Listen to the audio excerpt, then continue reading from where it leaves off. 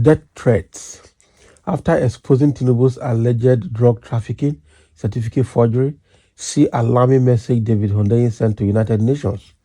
Oh boy, this one a serious one.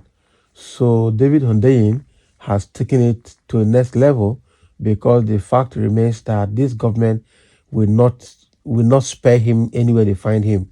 In fact, his case will be worse than the case of Nnamdi Kanu, I tell you. But the guy is smart. He should know that he doesn't need to go, to go to places he shouldn't go to, and be careful wherever he goes, because this government will stop at nothing from picking him anywhere they find him. So he needs to be very careful. Now, thank God that he is an investigative journalist. He has exposed everything, and now he wrote to Ghana president to help him to ensure that the government of Nigeria does not pick him up from Ghana. Okay, so now he has written to United Nations to alert them as well. Good move. Let's see how it goes. A Nigerian investigative journalist, David Hundeyin, in a startling revelation made before the United Nations Human Rights Council, has alleged that the government led by Bola Tinubu is actively conspiring to silence him. Hundeyin, who is currently residing in Ghana, claimed that he narrowly escaped an attempted abduction and expressed grave concerns about his safety.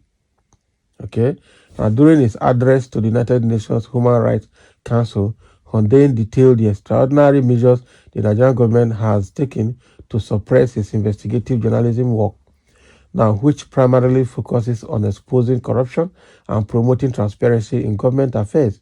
Hundeyin made several damning allegations against the Tinubu administration. In a video of his address posted on social media, Hundeyin stated, "Thank you for the opportunity to speak at the 54th session of the United Nations Human Rights Council. As an investigative journalist from Nigeria, my work primarily focuses on advancing transparency and accountability in government." He continued, "I have repeatedly used my journalistic platform to expose and publicize malfeasance and criminal behavior by powerful people in Nigeria.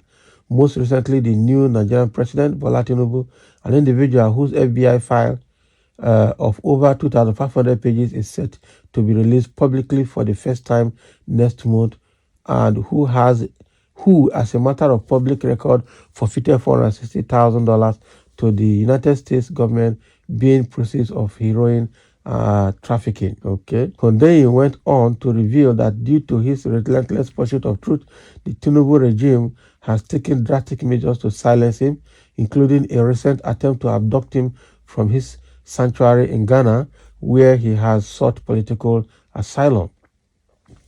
The terrible regime is currently trying to prevail on Ghana, which historically is a close ally of Nigeria, to violate the non-refoulement principle and have me return to Nigeria, where I would almost certainly face imprisonment, torture, and extrajudicial execution, Hundeyin asserted. The investigative journalist described the situation as deeply unsettling, forcing him to adopt a semi-nomadic lifestyle in constant fear for his safety. He confessed to rarely staying in one place for an extended period, emphasizing the dire need for his personal safety and integrity of his work. To save my life and the important work that I do, I have been forced into a semi-nomadic lifestyle where I am rarely sleeping in one place for a prolonged period of time," Hundeyin lamented, and in fact, it is from one of these temporary locations that I am filming this message. Hundeyin concluded his impassioned plea by invoking Article 19 of the United Nations Universal Declaration of Human Rights, which upholds freedom of expression as a fundamental human right.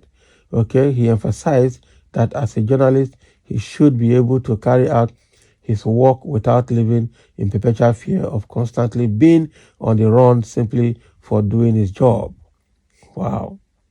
So that is what he's saying here. It's a very serious one. So Tinubu's government wants to silence me, try to abduct me in Ghana, Hundeyin tells United Nations Council. Wow. So This is a very serious one Hundeyin is facing here. It means that they are using, I know that Tinubu government, they would, if when they use instrument of government and it's not working, they will use other means.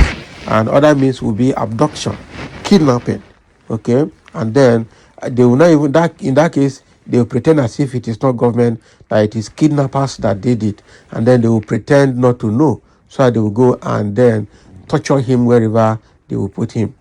But again, God will protect Hundeyin because Hundeyin has actually done a very good job that is throwing more light, shedding light into some secret issues before now. The only thing I know is that the world is difficult to also trust the world because no government want want to be exposed. All these government that are in charge of United Nations, their own is even the worst because what they're doing in their country is also terrible. Just that their laws has matured to a point where they cannot do anything openly like African nations are doing.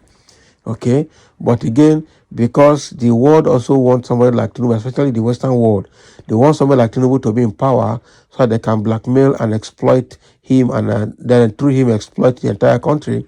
They want such people in power. So if they see anybody that is exposing such person, that person is indirectly working against own their own plans and their own objective, and so they will pretend to be upholding the law, but at the back end they will leave the person exposed. And then just like what happened to Nnamdi Kanu, after exposing Nigeria, and he went to Kenya as a UK citizen with a UK passport. But what has UK done today? Nnamdi Kanu has been in DSS custody since 2021, and up to now, even UK government refused to intervene. That means that they didn't like what this guy was doing from London. You understand? So Hundeyin, only God will protect Hundeyin, because I know that if for any reason they abduct him from Ghana, and wherever they take him to, whatever they do with him, Ghana government will not do anything, and United Nations obviously will not do anything. That is the truth, because all the government are like in like a cult body, like brotherhood. They keep supporting themselves, whether what they're doing is bad or not. They will tell you that it's a sovereign nation, will not put hand. They hide under sovereignty of nations. But meanwhile, when it concerns their interests, they will know that they will violate the sovereignty of that nation. Okay? And then they hide under sovereignty of nations to also perpetuate their own agenda. That is how bad it is. It is an unfortunate situation that Hundeyin has found himself, but I think God will keep him.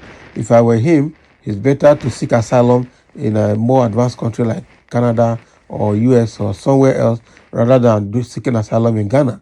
Ghana is just too close now. They will just whisk him, put for one irritating taxi, and then bring him back to Nigeria.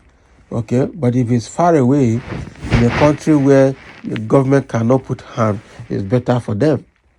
But again, if he seeks asylum in a place like UK, US, and Canada, he will be forced to stop the journalism. That is it, because they wouldn't want him to be doing the same dirty work from asylum center. That is another thing. So the thing is a very complex one. The world is a very complex place.